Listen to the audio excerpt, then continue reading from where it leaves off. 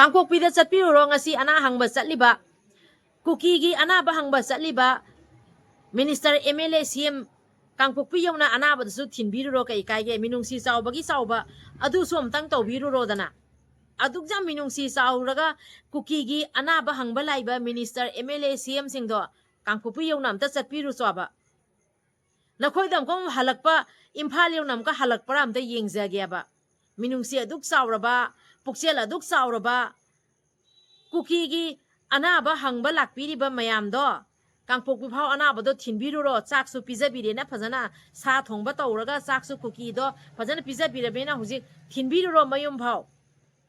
yum amukamuk nakhoi do halakpa ngambara yengjage ba Minister oigera MLA oigera oining oijasanwa ba ahamada iramdam ahamada ipurup CM oigera oining oijasanu ahambada Manipur se kari oirige base asi khandaraga Manipur da leiriba aikhoi gi ima akhoi gi leiriba ibung yupa aikhoi gi leiriba yellow mi singsigi mathakta hanjan na Kuki singna hatning among da hatliba tupni among da tupiba aduguba Kuki singdo Meetei masa uba yadrabani naga isinau sing uba yadrabani Kuki singna makhut chalna chalaga tamthina hatliba aduguma Kuki singdubu aduk minungsi yauna hanjan ama loiraga ama lak ana ba hangba lakpiri ba singdo Kangpokpi phau chala amtang ana bado thinbiru soaba dukjam pukchel chauri bado thangai sena mayum yowa thinbiru di phare dana halakpa do amta ngambara yengjage ba saru bau thiba phangoi saru bauna aduga aidi Kangpokpi chatli ka haidana leiriba Manipuri gari puna makpuraga leiriba Manipuri security puna makpuraga Koisal laga chatlido adu Kangpokpi chatpa ngamba kaude ngammagadi Kangpokpi phau amtang chatpiwa ba gari ama khatang tawraga phongna ai huji Kangpokpi chatke kanana kari tawba ngamge adugi wahei do haibiraga Manipur siga peace leire santi leire haraga Kangpokpi phau amta chatlaga Kuki anaba singdo thinbiru soaba aduni da haijaningi bado adu haibada kari akai ba kai yawbra ne aduk nusina Kuki yeknaba singdubu hospital da ngahalai CM muklak ngahalai ga minister muklak ngahalai MLA muklak aikhoi bu uba mafam da hatliba aduguma yeknaba dubu aikhoi gi yumda pusalaga aikhoi na mukla yengbiraga aikhoi na muk magoi mogi mathibong sanga pizaraga thabiriba aduk nusiriba aduk yam minungsi cheliba aikhoi gi leiriba MLA Minister CM singdo lakpiba puksen chawbi chawba Kangpokpi phau chatlaga Chutanpur road chatlaga amta thinbiru roaba makhatana Kangpokpi phau chathoksin tawba yare peace leinare mioi bagi humanity ground da nungsinaba haise kari noi base amta utpiwa be wainida ngasi Kuki do yekna bo raga so humanity ground da hojiki anaba do hangba chatli banina anaba do somoyim yo phau thinbiwa be wainida humanity ground da haijabani ko adu haibada kaibra ne Kuki na Meetei hatpa aikhoi na Kuki jokhatpiba aikhoi uba mafam da Kuki na hatning among da hatpa adubu Kuki asoi angam yarakpana aikhoi na hospital la pukhalaga layeng biba aikhoi gi angang ahan khaktana Kuki singna nongmei kapninga matam da kakpa ambush tawninga matam da tawba adubu Kuki gi asoi angam yaraga na aikhoi gi Minister CM MLA mayamna kadai da kari soikhare na yengchan biba changchan biba adu tanatana ana yek treatment da awatpa yawba yade ko ane yengchan biba phajai he Manipur gi sarkar se Thagat tabaka ngamde asini dina sarkar ama haibado misyak mikhan naidaba matik chaba CM matik chaba MLA matik chaba minister aise Manipur da loina leiramme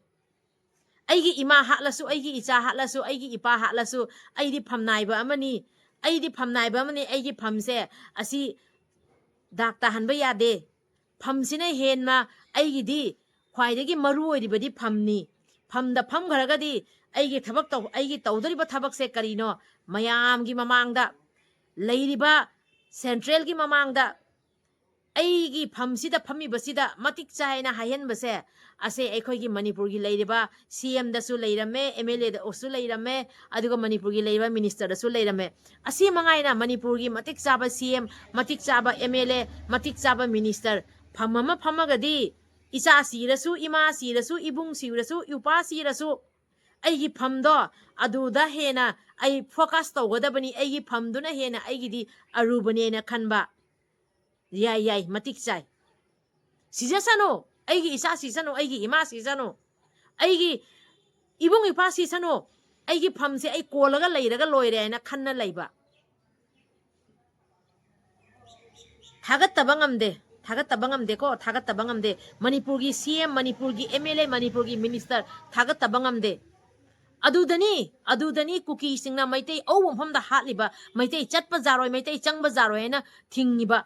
ꯀꯨꯀꯤꯒꯤ ꯀꯔꯤ ꯃꯇꯤꯛ ꯂꯩꯔꯤꯒꯦ ꯂꯥꯏꯐꯂꯥꯏꯟ ꯑꯣꯏꯔꯤꯕ national highway ꯀꯨꯀꯤꯅ ꯊꯤꯡꯗꯣꯔꯤꯕꯁꯤ ꯀꯨꯀꯤꯒꯤ ꯀꯔꯤ ꯃꯇꯤꯛ ꯂꯩꯔꯤꯒꯦ ꯍꯥꯏꯕ minister MLA CMꯅ ꯃꯇꯤꯛ ꯆꯥꯕ ꯑꯦꯛꯁꯟ ꯂꯧꯈꯠꯂꯛꯄ ꯃꯇꯝꯗ ꯀꯔꯝꯕ ꯀꯨꯀꯤꯒꯤ ꯃꯇꯤꯛ ꯂꯩꯒꯦ ꯍꯥꯏꯕ ꯅꯦꯁꯅꯦꯜ ꯍꯥꯏꯋꯦ ꯊꯤꯡꯕꯒꯤ ꯀꯔꯝꯕ ꯀꯨꯀꯤꯒꯤ ꯃꯇꯤꯛ ꯂꯩꯒꯦ ꯍꯥꯏꯕ ꯃꯅꯤꯄꯨꯔꯗ ꯏꯔꯥꯡ ꯁꯧꯒꯠꯄꯒꯤ ꯑꯗꯨꯕꯨ ꯑꯩꯈꯣꯏꯒꯤ ꯃꯤꯅꯤꯁꯇꯔ MLA CM ꯁꯤꯡꯗꯤ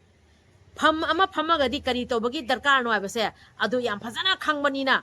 ꯏꯄꯥ ꯍꯥꯠꯂꯁꯨ ꯏꯃꯥ ꯍꯥꯠꯂꯁꯨ ꯏꯕꯨꯡ ꯍꯥꯠꯂꯁꯨ ꯏꯆꯥ ꯍꯥꯠꯂꯁꯨ ꯑꯩꯒꯤ ꯐꯝꯁꯦ ꯍꯥꯟꯅ ꯑꯩꯒꯤ ꯐꯝꯁꯤꯅ ꯈ꯭ꯋꯥꯏꯗꯒꯤ ꯃꯔꯨꯅꯦꯅ ꯈꯟꯅ ꯂꯩꯌꯦꯕ ꯃꯇꯤꯛ ꯆꯥꯕ ꯃꯤꯅꯤꯁꯇꯔ MLA CM ꯄꯨꯝꯅꯃꯛ ꯃꯅꯤꯄꯨꯔꯗ ꯂꯩꯔꯝꯃꯦꯕ ꯌꯥꯝꯅ ꯍꯥꯏꯅꯤꯡꯕ ꯖꯥꯠꯅꯤꯀꯣ ꯃꯃꯥꯁꯤꯡꯅ ꯉꯁꯤ ꯀꯔꯤ ꯑꯣꯏꯔꯤ ꯃꯕꯨꯡ ꯃꯧꯄꯥꯁꯤꯡꯅ ꯀꯔꯤ ꯑꯣꯏꯔꯤ ꯂꯤꯟꯊꯣꯏ ꯉꯝꯕꯤꯒꯤ ꯉꯁꯤ ꯀꯔꯤ ꯑꯣꯏꯔꯤꯒꯦ ꯃꯥꯒꯤ ꯃꯊꯧ ꯃꯉꯝ ꯉꯁꯤꯐꯥꯎ ꯄꯥꯡꯊꯣꯛꯇꯤꯔꯤꯑꯕ ꯑꯁꯤꯒꯨꯝꯕ ꯀꯌꯥꯁꯦ ꯎꯗ꯭ꯔꯒ ꯑꯅꯥꯕ ꯍꯪꯕ ꯆꯠꯅ ꯂꯩꯔꯦꯕ ꯉꯁꯤꯅ ꯂꯥꯛꯄꯤꯔꯤꯕ ꯃꯤꯅꯤꯁꯇꯔ MLA ꯉꯁꯤꯒꯤ ꯂꯥꯛꯄꯤꯔꯤꯕ ꯑꯩꯈꯣꯏꯒꯤ CM ꯃꯅꯤꯄꯨꯔꯒꯤ ꯍꯧꯖꯤꯛ ꯑꯊꯧꯕꯁꯤꯡꯒꯤ ꯌꯨꯝꯗ ꯊꯥꯒꯤ ꯆꯠꯄꯤꯕ꯭ꯔꯥ ꯑꯊꯧꯕꯁꯤꯡꯒꯤ ꯌꯨꯝꯗ ꯀꯔꯝꯍꯥꯏꯅ ꯂꯩꯔꯤ ꯌꯦꯡꯕ ꯆꯠꯄꯤꯕ꯭ꯔꯥ ꯏꯃꯨꯡ ꯃꯅꯨꯡꯗ ꯃꯆꯥꯁꯤꯡ ꯀꯔꯤ ꯐꯤꯕꯝꯗ ꯑꯣꯏꯔꯤ ꯌꯦꯡꯕ ꯆꯠꯄꯤꯕ꯭ꯔꯥꯕ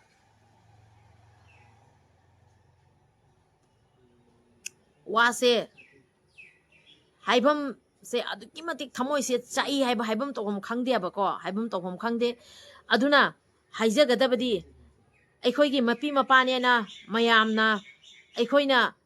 ꯁꯦꯟꯇ꯭ꯔꯦꯜꯒꯤ ꯌꯥꯀꯥꯉꯥꯏꯅ ꯂꯩꯔꯤ ꯁ꯭ꯇꯦꯠ ꯒꯣꯚꯔꯟꯃꯦꯟꯠꯒꯤ ꯌꯥꯀꯥꯉꯥꯏꯅ ꯂꯩꯔꯤ ꯁ꯭ꯇꯦꯠ ꯒꯣꯚꯔꯟꯃꯦꯟꯠꯅ ꯍꯧꯖꯤꯛ ꯀꯔꯤ ꯇꯧꯒꯅꯤ ꯁꯦꯟꯇ꯭ꯔꯦꯜꯒꯤ ꯄꯔꯃꯤꯁꯟ ꯍꯥꯏꯅ ꯇꯧꯅ ꯂꯩꯔꯤꯉꯩꯗ ꯁ꯭ꯇꯦꯠꯁꯦ ꯉꯁꯤ ꯀꯔꯤ ꯐꯤꯕꯝꯗ ꯑꯣꯏꯔꯦ ꯍꯥꯏꯕꯁꯦ ꯎꯔꯝꯒꯅꯤꯀꯣ ꯑꯗꯨꯅ ꯇꯥꯛꯆꯕꯗꯤ ꯅꯠꯇꯦ ꯁꯦꯟꯇ꯭ꯔꯦꯜ ꯒꯣꯚꯔꯟꯃꯦꯟꯠꯅꯁꯨ ꯁ꯭ꯇꯦꯠ ꯒꯣꯚꯔꯟꯃꯦꯟꯠꯅꯁꯨ ꯃꯅꯤꯄꯨꯔꯗ ꯉꯁꯤ ꯑꯣꯏꯔꯤꯕ ꯐꯤꯕꯝꯁꯦ ꯀꯔꯝꯍꯥꯏꯅ ꯇꯧꯔ ꯏꯪꯇꯞꯄ ꯄꯨꯔꯛꯇꯣꯔꯤꯕꯅꯣ ꯍꯥꯏꯕꯁꯦ ꯑꯁꯤ ꯑꯝꯇ ꯈꯟꯊꯕꯤꯌꯣ ꯋꯥꯐꯝꯁꯦ ꯁꯤ ꯍꯥꯏꯖꯒꯦ ꯑꯩꯈꯣꯏꯒꯤ ꯌꯦꯛꯅꯕꯗꯨꯕꯨ ꯑꯩꯈꯣꯏꯒꯤ ꯌꯨꯝꯗ ꯄꯨꯁꯜꯂꯒ ꯍꯧꯖꯤꯛ ꯃꯊꯤꯕꯣꯡ ꯆꯥꯛ ꯑꯣꯛ ꯊꯣꯡꯕ ꯌꯦꯟ ꯊꯣꯡꯕ ꯄꯤꯖꯔꯒ ꯍꯧꯖꯤꯛ ꯁꯣꯛꯏꯕ ꯀꯨꯀꯤꯁꯤꯡꯗꯣ ꯄꯨꯔꯛꯑꯒ ꯁꯣꯏꯗꯅꯕ ꯍꯥꯏꯅ ꯆꯦꯛꯁꯤꯟ ꯈꯣꯝꯖꯤꯟꯅ ꯀꯗꯥꯏꯗ ꯀꯔꯤ ꯁꯣꯏꯈ꯭ꯔꯅꯤ ꯍꯥꯏꯅ ꯃꯅꯤꯄꯨꯔꯒꯤ ꯂꯩꯔꯤꯕ ꯑꯆꯧ ꯑꯁꯥꯡ ꯈꯔꯅ ꯌꯥꯝꯅ ꯀꯨꯞꯅ ꯁꯦꯟꯅꯕꯤꯔꯤ ꯌꯥꯝꯅ ꯐꯖꯅ ꯄꯥꯅꯕꯤꯔꯤ ꯑꯉꯛꯄꯅꯤꯀꯣ ꯐꯝ ꯍꯥꯏꯕ ꯐꯝꯁꯤꯁꯨ ꯐꯖꯅ ꯀꯟꯕ ꯌꯥꯠꯅꯤꯀꯣ ꯑꯩꯒꯤ ꯐꯝꯁꯦ ꯁꯣꯏꯗꯅꯕ ꯍꯥꯏꯅ ꯑꯩꯒꯤ ꯐꯝꯁꯦ ꯀꯃꯥꯏꯅ ꯇꯧꯔꯒ ꯁꯣꯏꯍꯧꯔꯔꯣꯏ ꯍꯥꯏꯕꯒꯤ ꯋꯥꯈꯜꯂꯣꯟꯗꯀꯣ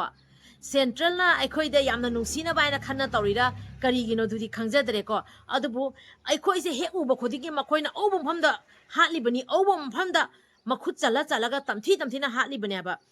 ꯄꯤꯛꯂꯤꯕꯤ ꯑꯉꯥꯡ ꯅꯨꯄꯤ ꯃꯆꯥ ꯅꯨꯄꯥ ꯃꯆꯥ ꯑꯍꯟ ꯏꯃꯥ ꯏꯕꯨꯡ ꯏꯄ꯭ꯋꯥ ꯑꯃꯠꯇ ꯂꯦꯝꯅ ꯊꯥꯗꯒꯩ ꯍꯥꯠꯂꯤꯕ ꯑꯩꯈꯣꯏꯒꯤ ꯌꯦꯛꯅꯕ ꯑꯗꯨꯒꯨꯝꯕ ꯌꯦꯛꯅꯕꯗꯨꯕꯨ ꯑꯩꯈꯣꯏꯒꯤ ꯌꯨꯝꯗ ꯄꯨꯁꯜꯂꯛꯑꯒ ꯍꯧꯖꯤꯛ ꯃꯈꯣꯏꯕꯨ ꯇꯦꯛꯇ ꯀꯥꯏꯗꯅꯕ ꯃꯈꯣꯏꯕꯨ ꯑꯁꯣꯏ ꯑꯉꯥꯝ ꯌꯥꯎꯗꯅꯕ ꯆꯦꯛꯁꯤꯟ ꯈꯣꯝꯖꯟꯅ ꯃꯈꯣꯏꯕꯨ ꯄꯥꯅꯔꯒ ꯌꯥꯝꯅ ꯀꯟꯅ ꯃꯅꯤꯄꯨꯔꯒꯤ ꯂꯩꯔꯤꯕ ꯑꯆꯧ ꯑꯁꯥꯡ ꯈꯔꯅ ꯍꯟꯖꯟ ꯑꯃ ꯂꯣꯏꯔꯒ ꯑꯃ ꯂꯣꯏꯔꯒ ꯑꯃ ꯂꯥꯛ ꯌꯥꯝꯅ ꯆꯦꯛꯁꯤꯟ ꯈꯣꯝꯖꯟꯅ ꯌꯦꯡꯕꯤꯔꯤꯕ ꯑꯩꯈꯣꯏꯒꯤ ꯌꯦꯛꯅꯕꯁꯤꯕꯨ ꯑꯁꯨꯛ ꯅꯨꯡꯁꯤꯕꯤꯔꯤꯁꯦ ꯀꯔꯤꯒꯤꯅꯣ ꯁꯤꯅꯤꯗ ꯑꯩꯅ ꯈꯪꯖꯅꯤꯡꯉꯤꯁꯦ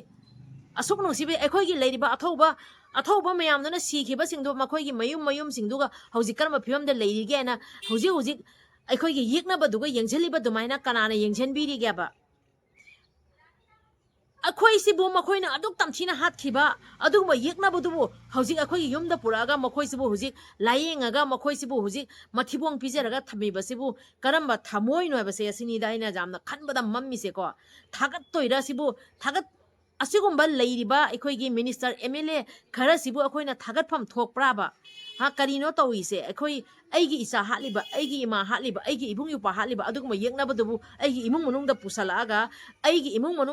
ꯃꯈꯣꯏꯗꯨꯕꯨ ꯍꯧꯖꯤꯛ ꯆꯦꯛꯁꯤꯟ ꯈꯨꯝꯖꯟꯅ ꯃꯈꯣꯏꯒꯤ ꯑꯋꯥꯠ ꯑꯄꯥ ꯀꯔꯤ ꯂꯩꯒꯦ ꯍꯥꯏꯅ ꯌꯦꯡꯁꯤꯟꯕꯤꯔꯤꯑꯕ ꯑꯉꯛꯄꯅꯤꯀꯣ ꯏꯃꯥ ꯀꯌꯥꯒꯤ ꯃꯃꯤꯠꯇꯩ ꯃꯄꯤ ꯀꯪꯗ꯭ꯔꯤ ꯏꯃꯥ ꯀꯌꯥ ꯃꯃꯤꯠꯇꯩ ꯃꯄꯤ ꯀꯪꯗ꯭ꯔꯤ ꯃꯆꯥ ꯀꯌꯥꯅ ꯃꯄꯥ ꯀꯧꯕ ꯐꯪꯗꯅ ꯂꯩꯔꯤ ꯄꯤꯛꯂꯤꯕꯤ ꯃꯧ ꯃꯆꯥ ꯀꯌꯥꯅ ꯃꯋꯥ ꯃꯄꯨꯔꯣꯏꯕ ꯎꯕ ꯐꯪꯗꯗꯨꯅ ꯉꯁꯤ ꯂꯨꯈ꯭ꯔꯥꯕꯤ ꯁꯪꯗ ꯆꯟꯗꯨꯅ ꯂꯩꯔꯤ ꯃꯈꯣꯏꯅ ꯑꯩꯈꯣꯏꯒꯤ ꯃꯩꯇꯩ ꯃꯆꯥꯁꯤꯡ ꯃꯈꯨꯠꯇ ꯆꯠꯂ ꯀꯔꯝꯍꯥꯏꯅ ꯍꯥꯠꯈꯤꯒꯦꯕ ꯃꯉꯛ ꯀꯛꯑꯒ ꯑꯗꯨꯛ ꯇꯝꯊꯤꯅ ꯍꯥꯠꯄꯤꯈꯤꯕ ꯃꯌꯥꯝ ꯑꯗꯨꯒꯨꯝꯕ ꯌꯦꯛꯅꯕꯗꯨꯕꯨ ꯑꯩꯈꯣꯏ ꯃꯔꯛꯇ ꯄꯨꯁꯜꯂꯒ ꯑꯁꯤꯕꯨ ꯍꯧꯖꯤꯛ ꯑꯩꯈꯣꯏꯁꯦ ꯍꯦꯛ ꯎꯕ ꯃꯐꯝꯗ ꯃꯣꯏꯅ ꯍꯥꯠꯂꯤꯕꯅꯦꯕ ꯑꯩꯈꯣꯏꯁꯦ ꯃꯈꯣꯏꯒꯤ ꯃꯐꯝꯗ ꯆꯠꯄ ꯖꯥꯔꯣꯏ ꯑꯩꯈꯣꯏꯒꯤ ꯂꯝꯗ ꯂꯩꯔꯒ ꯃꯈꯣꯏꯅ ꯑꯩꯈꯣꯏꯒꯤ ꯂꯝꯁꯤꯗ ꯃꯈꯣꯏꯅ ꯁꯩꯗꯥꯡꯉꯒ ꯂꯩꯔꯤꯕ ꯃꯈꯣꯏꯅ ꯈꯔ ꯌꯥꯝꯅ ꯂꯩꯕ ꯇꯥꯕ ꯃꯐꯝꯗ ꯃꯩꯇꯩ ꯆꯪꯕ ꯌꯥꯔꯣꯏꯅ ꯂꯥꯎꯗꯨꯅ ꯂꯩꯔꯤꯕ ꯑꯩꯈꯣꯏꯒꯤ ꯌꯦꯛꯅꯕꯗꯨꯕꯨ ꯍꯧꯖꯤꯛ ꯑꯁꯨꯛ ꯅꯨꯡꯁꯤꯅ ꯆꯥꯛ ꯄꯤꯖꯔꯒ ꯃꯊꯤꯕꯣꯡ ꯌꯦꯟ ꯊꯣꯡꯕ ꯑꯣꯛ ꯊꯣꯡꯕ ꯄꯤꯖꯔꯒ ꯑꯁꯨꯛ ꯌꯥꯝꯅ ꯃꯈꯣꯏꯕꯨ ꯐꯖꯅ ꯌꯥꯝꯅ ꯅꯨꯡꯁꯤꯅ ꯀꯗꯥꯏꯗ ꯀꯔꯤ ꯁꯣꯏꯒꯅꯦꯅ ꯌꯦꯡꯁꯤꯜꯂꯤꯕꯁꯨ ꯀꯔꯤꯅꯣꯕ ꯁꯦꯟꯇ꯭ꯔꯦꯜꯅ ꯌꯥꯝꯅ ꯂꯨ ꯇꯧꯅꯕ ꯈꯜꯂꯤꯔ ꯁꯦꯟꯇ꯭ꯔꯦꯜꯅ ꯌꯥꯅꯕ ꯈꯜꯂꯤꯔ ꯀꯔꯤꯒꯤꯗꯃꯛꯇ ꯇꯧꯔꯤꯅꯣ ꯆꯩꯅꯥꯗꯣ ꯐꯥꯎꯔꯤꯕ꯭ꯔꯥ ꯊꯃꯣꯏꯁꯤꯒ ꯀꯔꯝꯕ ꯆꯩꯅꯥꯅꯣ ꯅꯣꯏꯗ ꯐꯥꯎꯔꯤꯕꯗꯣ ꯄꯤꯛꯂꯤꯕ ꯑꯉꯥꯡ ꯅꯨꯄꯤ ꯃꯆꯥ ꯅꯨꯄꯥ ꯃꯆꯥ ꯀꯨꯀꯤꯁꯤꯡꯅ ꯇꯝꯊꯤꯅ ꯍꯥꯠꯈꯤꯕ ꯃꯃꯥꯗ ꯑꯣꯏꯕ ꯐꯤꯕꯝꯗꯣ ꯀꯔꯤ ꯑꯣꯏꯈꯤ ꯀꯥꯎꯔꯕ꯭ꯔꯥꯕ ngasi linthoi nganbigi ngasi baw mathom mangam pangthokta duna leiri aba ngasi bawba asi kramaina kawri bano aba linthoi ngabi mama duna thamoi de kari phauram ngani aba jiri da pikleba angang chahi phadriba angang amadi pikleba angang no pa masa di mieng do ngasi baw kawba ngami braba nupi masa chahi nipana panta phajari bi nupi masa amadi chahi yamlabi ima singmu makhutta chala kramaina karamba tamthina makoina hat khiya bado myam khangi ba natraba adubu adugumba yeknabadubu ngasi asuk nungsina kadai kari soigrani ane leiba minister MLA CM bhavna laaga hujing makhoi dugi awat apa jengselliaba thagat tabangamde akhoi gi Manipur leiba minister MLA CM politician singse thagat tabangamde Meetei akhoi gi ngasi asoiba se kadai da soire ibano abse kadai da no Meetei gi asoiba ise ngasi yobhauda yengchandriba usandriba asigumba asoiba kaya sina ngasi di yeknabana akhoi gi mathakta hatninga matangda hatpa tupninga matangda tuppa tawri ngasi pijau phajana makhoi jingdo jen thongba ok thongba lelera pijau hangibaga mukamuk ching yokhibaga amukamuk Meetei gi mathakta bom kapaknaba drone thadaraknaba Meetei gi mathakta amukamuk separate administration gi demand tawraknaba makhoi singdo phajana pije bithak tawra thago masado kalhallo akhoi gi yeknabado ado phajana sembi sabiraga thabigo makhoi gi makhutta akhoi Meetei masa ama hek uba matamda makhoi na kramaina hat lebado khangna politics saiba politics se rajniti siga iramdam se kari oirige eba una usanadaba gi mato mong to ibse thamoi siga karamba wa haina thagat tori buna bse khangdre asigumba minister MLA asigumba CM se asise asukki matik thamoi saure bada thagat